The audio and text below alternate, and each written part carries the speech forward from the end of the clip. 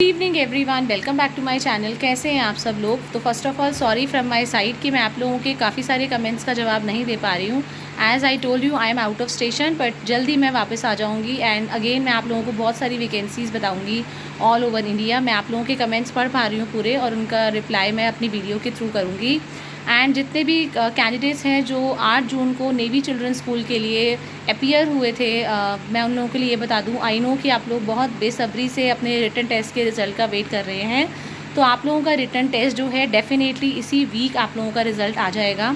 अब ये सब मैं इसलिए कह रही हूँ क्योंकि अगर आप लोग अब नेवी चिल्ड्रन स्कूल की वेबसाइट पे जाएंगे, जैसे ही आप वेबसाइट को ओपन करेंगे आपको एकदम फ्रंट पे एक नोटिस दिखेगा जिसमें ये लिखा हुआ है साफ साफ कि जो भी कैंडिडेट्स 8 जून को रिटन टेस्ट के लिए अपीयर हुए थे for the recruitment of Chanakyapuri navy children school, तो उन सारे बच्चों में से जो जो बच्चे सिलेक्ट हुए होंगे सिर्फ उन्हीं को कॉल किया जाएगा।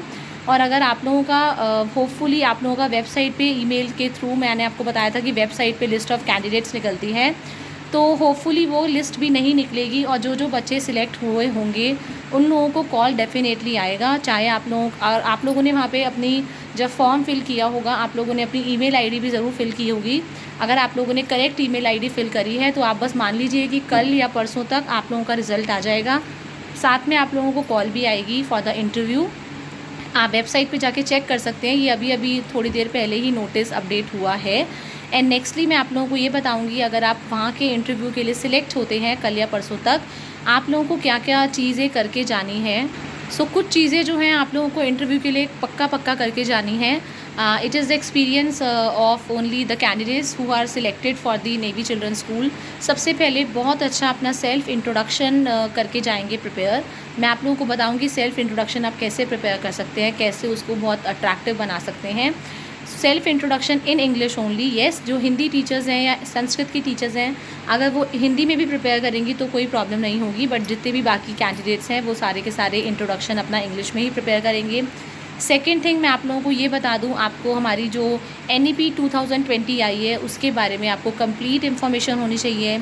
कैसा एजुकेशन स्ट्रक्चर हो गया है, क्या है हमारी न्यू जो नेशनल एजुकेशन पॉलिसी आई है 2020, आप लोगों के सारे फीचर्स, उसका स्ट्रक्चर, एजुकेशनल स्ट्रक्चर, क्या क्या इसके बेनिफिट है as compare to traditional education system. जो हमारे 10+2 सिस्टम है, वो जो हमारा न्यू एजुकेशन स्ट्रक्चर में आपका डिवाइड हुआ है, ये सारी चीज़ें आपको कम्प्लीटली पता होनी चाहिए। देन आंगनवाड़ी का जो आपका बाल वाटिका है इसकी एज कैसी होनी चाहिए, कौन से मेथड से पढ़ाना चाहिए। देन जो भी आपने टीचिंग मेथड मतलब जो टीचिंग कोर्स किया है, चाहे BEd किया है, चाहे DLEd किया है, BTC किया है या BLEd किया है, आप लोगों ने जो जो वहाँ पे डिफरेंट मेथड्स ऑफ टीचिंग पढ़े हैं आप लोगों को उसके बारे में नॉलेज होना चाहिए।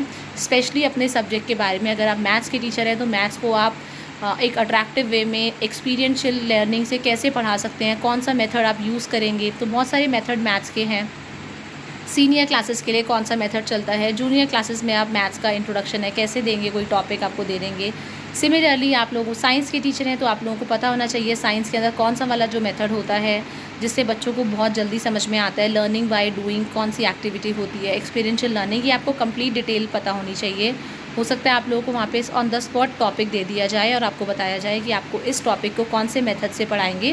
तो ये सारी नॉलेज आप लोगों को होनी चाहिए। तो हमारे हो गया NEP 2020, सेल्फ़ इंट्रोडक्शन हो गया आपका, मेथड्स ऑफ टीचिंग हो गए, एंड आपको और आप लोगों को ये भी पता होना चाहिए। आप लोगों से ये पूछ सकते हैं कि अगर आप लोग कोई ट्रिप पे जाते हैं और आप लोगों को अगर आप कहीं ट्रिप पे जाते हैं तो अगर आपको मैथ्स पढ़ाना हो तो आप ये जो जितने मॉन्यूमेंट्स वगैरह हैं इनके थ्रू आप किस तरह से शेप्स पढ़ा सकते हैं, कैसे आप बता सकते हैं कि maths is also around us, science around us, measurement, ये सारी चीज़ें आपको कंप्लीट अपने सब्जेक्ट के बारे में नॉलेज होना चाहिए।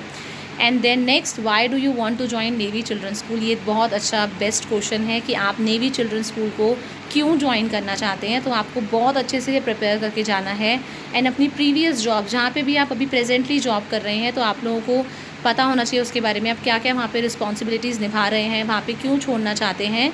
तो ये चीज़ आपको ध्यान रखनी है। जहाँ पे भी आप अगर प्रेजेंटली जॉब कर रहे हैं आपको वहाँ की उस ऑर्गेनाइजेशन की बिल्कुल भी बुराई नहीं करनी है। आप कुछ और बोल सकते हैं कि मैं अपनी प्रोफेशनल ग्रोथ के लिए या मेरा ड्रीम है नेवी चिल्ड्रन स्कूल में काम करना, कुछ भी बोलेंगे, पर पुरानी ऑर्गेनाइजेशन की आप बुराई नहीं करेंगे। एंड आप क्यों ज्वाइन करना चाहते हैं ये सब आपको पता होना चाहिए। देन आपको ऑफकोर्स जुलाई के फर्स्ट वीक से ही, मे बी 1 जुलाई से ही ज्वाइनिंग मिल जाएगी। 1 जुलाई इज़ मंडे ओनली। तो आपकी प्रिपरेशन के लिए ऑल द बेस्ट। पर आपको कोई भी डाउट है related to the interview, you can always ask me in the comment session. Thank you everyone, have a nice day.